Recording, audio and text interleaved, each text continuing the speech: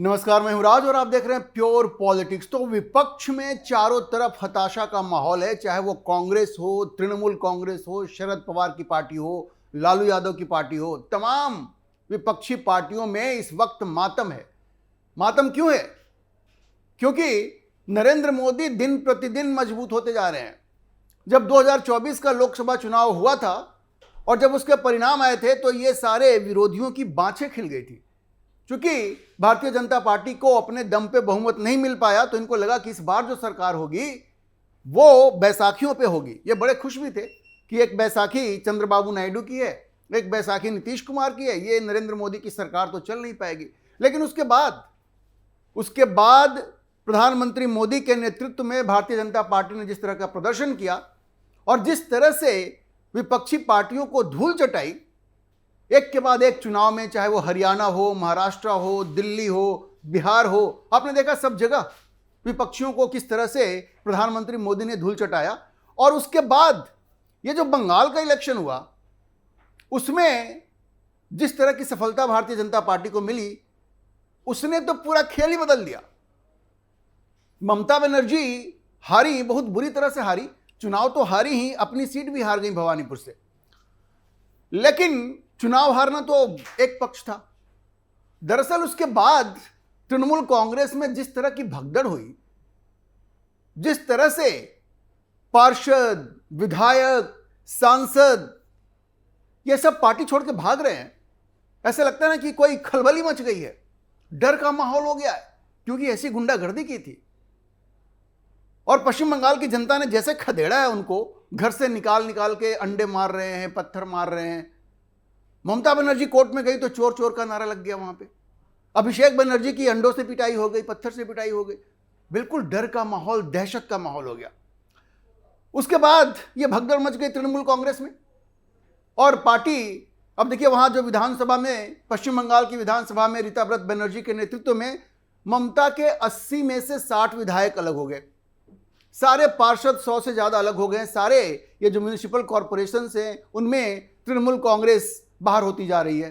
फिरहाद हकीम जो Calcutta municipal corporation के mayor थे, उन्होंने भी इस्तीफा दे दिया। खबर तो ये भी है कि रीता व्रत बनर्जी से वो मिल चुके हैं और बहुत जल्दी वो भी पाला बदलेंगे। और अब केंद्र में देखिए, काकोली घोष दास्तीदार के नेतृत्व में तृणमूल के 28 में से 20 सांसद अलग ग्रुप बना रहे हैं और कह दिया कि हम नरेंद्र मोदी को समर्थन देंगे, नरेंद्र मोदी को समर्थन देंगे। राज्यसभा के भी 4 सांसदों ने इस्तीफा दे दिया है और खबर है कि 13 में से 9 पार्टी छोड़ करके अलग जाएंगे, 4 तो इस्तीफा दे ही चुके हैं। तो जिस तरह से नरेंद्र मोदी को मजबूती मिल रही है, इससे पहले आम आदमी पार्टी के आपने देखा 10 में से 7 सांसद भारतीय जनता पार्टी के साथ आ गए राज्यसभा में।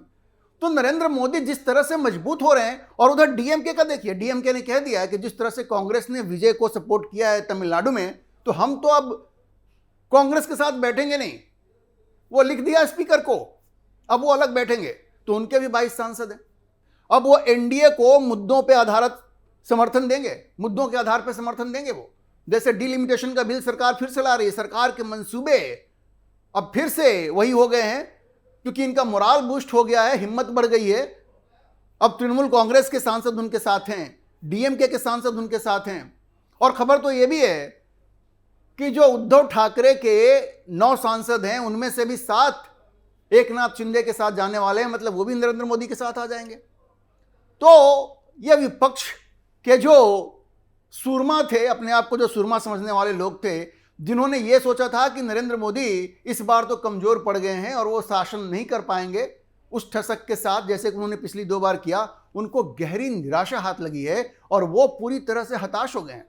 अब ये हताश होने के बाद ये कांग्रेस में ये कहा जा रहा है, कांग्रेस ऑफर कर रही है। दरअसल देखिए, कांग्रेस एक डबल गेम खेल रही है। कांग्रेस अब छोटी छोटी पार्टियों को ये कह रही है कि तुम हमारे साथ विलय कर लो। पहले ये ऑफर दिया गया इनडायरेक्टली तृणमूल कांग्रेस को। ममता बनर्जी की सोनिया गांधी से लंबी बातचीत हुई, उसके बाद अभिषेक बनर्जी की लंबी बातचीत होती है राहुल गांधी से और कहा जाता है कि ये ऑफर दिया गया है। कोई आश्चर्य की बात भी नहीं है, ममता बनर्जी बिल्कुल हैरान परेशान है।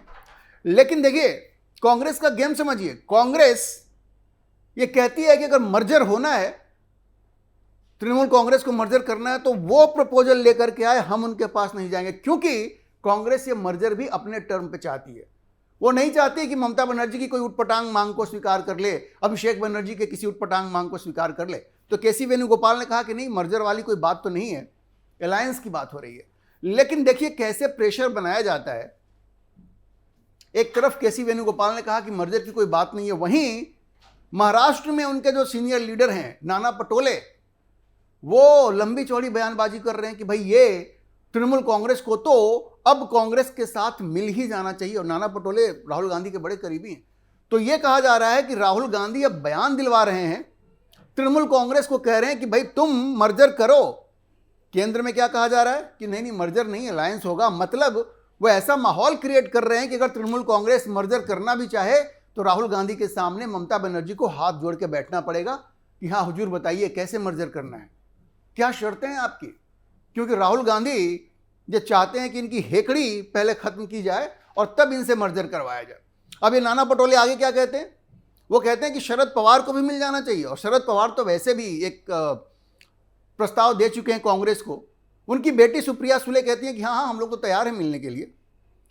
अरे भाई क्या मिलने के लिए तैयार है? आपके पास कुछ बचा है? कोई राजनीतिक पूंजी बची है? कोई पॉलिटिकल कैपिटल बचा है आपके पास?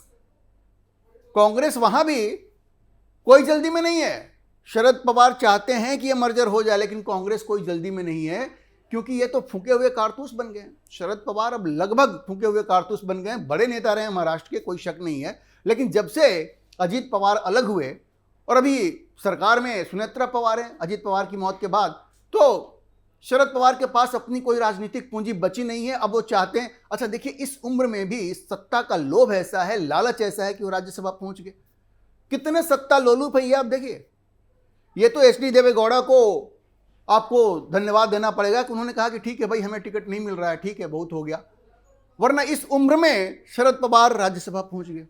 तो सत्ता लोलुपता कितनी है ये समझ लीजिए। और अब वो जानते हैं कि इलेक्टोरल पॉलिटिक्स में, चुनावी राजनीति में उनका तो कुछ होने वाला नहीं है, इसलिए अब वो चाहते हैं कि कांग्रेस में विलय हो जाए ताकि उनके जो बच्चे हैं सुप्रिया सुले जो हैं उनका भविष्य सुरक्षित हो जाए। क्योंकि उनको लगता है भारतीय जनता पार्टी के साथ तो उनका कुछ हो नहीं सकता, क्योंकि ये जो सुनेत्र पवार हैं वो तो सरकार में शामिल हैं। अजीत पवार के गुट के जो एनसीपी है वो तो वहां शामिल है, इनके सारे ज्यादातर एमपी तो उधर चले गए। तो ये शरद पवार, ममता बनर्जी, इन सबों को कांग्रेस बढ़ावा दे रही है कि भाई तुम हमारे साथ मर्जर करो। लेकिन केंद्र से यह बात नहीं हो रही है, यह बात हो रही है स्टेट लेवल के लीडरशिप से। नाना पटोले ये बात कर रहे हैं, वो इसलिए कर रहे हैं क्योंकि उनकी बात सुन करके ये ममता बनर्जी, शरद पवार जैसे जो लोग हैं वो राहुल गांधी के पास पहुंचे कि हुजूर हम तैयार हैं मर्जर करने के लिए, आप बताइए हमें क्या करना होगा। तब राहुल गांधी शहंशाह की तरह आएंगे, युवराज की तरह आएंगे और अपनी कंडीशंस रखेंगे और अपने टर्म पे मर्जर करवाएंगे। ये पूरा गेम प्लान है। संजय राउत भी बीच में कूद गए। अब वो इसलिए कूद गए कि उनकी स्थिति तो ऐसे ही खराब है। उद्धव ठाकरे की जो शिवसेना है उसकी स्थिति ऐसे ही खराब है। अब उनके 9 एमपी हैं।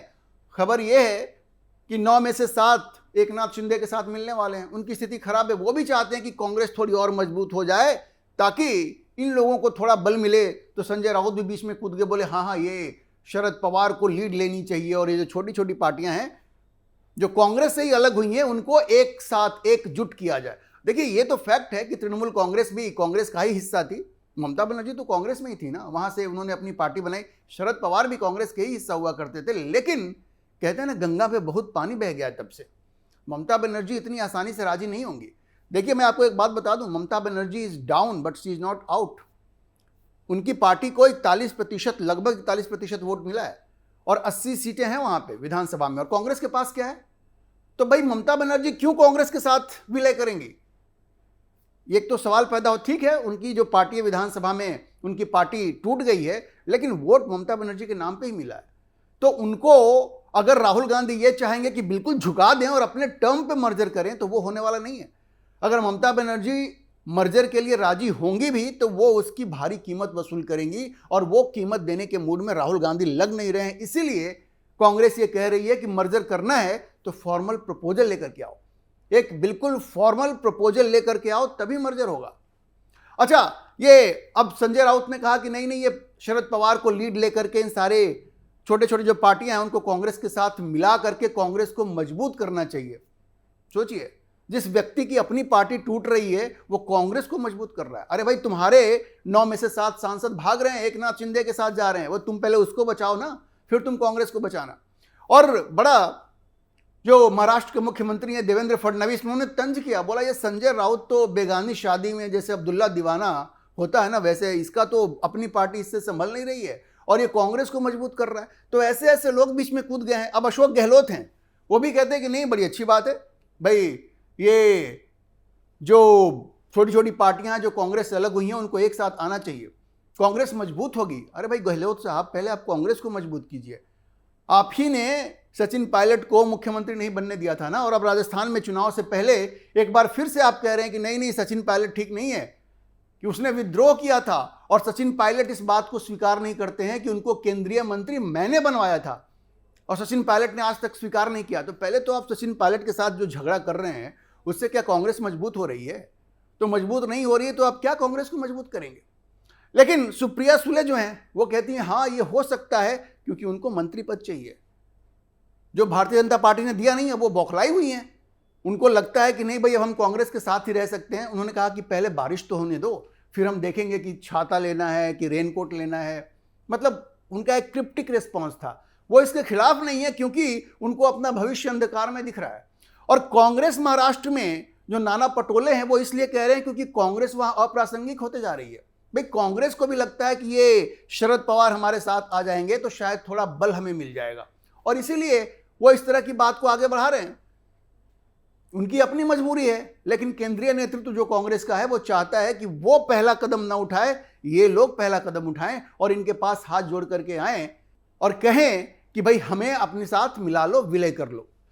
अब देखिए, मूल रूप से बात यही है कि नरेंद्र मोदी का कद जिस तरह से अंतर्राष्ट्रीय स्तर पे तो बढ़ ही रहा है, लोकसभा में जिस तरह से वो मजबूत हो रहे हैं, एनडीए जिस तरह से मजबूत हो रही है, राज्यसभा में जैसे मजबूत हो रही है, एनडीए को तो अपने दम पे वहां बहुमत मिल गया है। बहुत जल्द वो 2/3 बहुमत के करीब भी पहुंच जाएंगे। और लोकसभा में भी जो स्थिति है वो धीरे धीरे एनडीए का जो कुनबा है वो 2/3 बहुमत के पास पहुंच रहा है। तो विपक्ष में खलबली है। ये कहां तो इन लोगों ने सोचा था, राहुल गांधी, शरद पवार, ममता बनर्जी ने, कि ये 240 सीटों वाली भारतीय जनता पार्टी इस बार एक तरह से जैसे अपाहिज होगी, बढ़िया से शासन नहीं कर पाएगी। और कहां नरेंद्र मोदी ने पूरा खेल ही बदल दिया, पासा ही बदल दिया। लोकसभा में भी 2/3 बहुमत के करीब वो पहुंच रहे हैं और राज्यसभा में भी वो 2/3 बहुमत के करीब पहुंच रहे हैं। और विपक्ष में पूरी तरह से खलबली है, अफरा तफरी है, जिसके जो मन में आ रहा है वो प्रस्ताव देते जा रहा है, ये कर लो वो कर लो। अब कोई ममता बनर्जी को कह रहा है कांग्रेस में मिल जाओ, कोई शरद पवार को कह रहा है भाई कांग्रेस में मिल जाओ, मजबूत हो जाओ। संजय राउत जैसे बिना पेंदी के लोटे जो हैं वो भी आजकल ज्ञानी बन गए, इंटेलेक्चुअल बन गए, वो भी ज्ञान दे रहे हैं। तो जब बुरा वक्त होता है और जब आपको चारों तरफ निराशा ही दिख रही होती है, जब आप हताश हो जाते हैं तो ऐसी ही बात करते हैं। तो विपक्ष में इस वक्त पूरी तरह से हताशा का माहौल है, नरेंद्र मोदी का खौफ है। उनको लगता है कि भाई इस व्यक्ति को हम हरा नहीं सकते, और इसलिए राहुल गांधी ये वोट चोरी, ईवीएम में खराबी है, अब तो सीट चोरी की बात हो रही है, जो मीनाक्षी नटराजन की सीट जो गई है। तो बस यही बहाने आप बनाते रहिए, क्योंकि उनको मालूम है कि लोकतांत्रिक तरीके से वो नरेंद्र मोदी को हरा नहीं सकते, तो कभी किसी कॉकरोच को पकड़ के लाते हैं। वो इस उम्मीद में कि इस देश के जो युवा हैं उनको भड़का करके कि इस देश में लोकतंत्र खतरे में है, सुप्रीम कोर्ट बिक गया है, इलेक्शन कमीशन बिक गया है, उनको सड़क पे ले आएं, उनसे हिंसा करवाएं और वैसी तख्ता पलट करवाएं जैसे नेपाल में हुआ, बांग्लादेश में हुआ, श्रीलंका में हुआ। लेकिन विपक्ष के लोग ये भूल जाते हैं कि नरेंद्र मोदी अगर आज प्रधानमंत्री हैं तो वो इसलिए हैं क्योंकि उनको भारत की जनता का समर्थन हासिल है और युवाओं का भी समर्थन हासिल है। तो उनकी ये जो हरकतें हैं ना, छोटी छोटी हरकतें, ये कॉकरोच पार्टी, कॉकरोच जनता पार्टी और ये पता नहीं क्या क्या वो करते रहते हैं, इसका कोई असर नहीं पड़ने वाला है। नरेंद्र मोदी को इस देश की जनता पसंद करती है और जितने भी चुनाव हुए हैं उन सबों में ये साबित हुआ है कि इस देश के जो लोग हैं उनकी निष्ठा अभी भी नरेंद्र मोदी में है। इसलिए विपक्ष को ऐसी ओछी हरकत और ऐसी ओछी सोच से बाज आना चाहिए कि भारत में उस तरह का तख्ता पलट हो सकता है जैसा नेपाल, बांग्लादेश या श्रीलंका में हुआ। और उसी तरह से ये जो शिगुफा इन लोगों ने छोड़ा है कि भाई ये तृणमूल कांग्रेस और शरद पवार इन सबों को कांग्रेस के साथ मिल जाना चाहिए तो उससे कांग्रेस मजबूत हो जाएगी, उससे कांग्रेस मजबूत नहीं होने वाली है, क्योंकि इस देश के लोगों का कांग्रेस में से विश्वास खत्म हो गया है। और राहुल गांधी में तो बिल्कुल विश्वास नहीं है, क्योंकि उनका इस देश की जनता से कोई कनेक्ट ही नहीं है। अभी के लिए इतना ही। हम इस खबर पर नजर बनाए रखेंगे और आपको अपडेट करते रहेंगे। इस विषय पर आप क्या सोचते हैं, अपनी राय कमेंट बॉक्स में जरूर लिखें। और अगर आपको ये वीडियो पसंद आया हो तो आप इसे लाइक करें, शेयर करें और हमारे चैनल को सब्सक्राइब जरूर करें।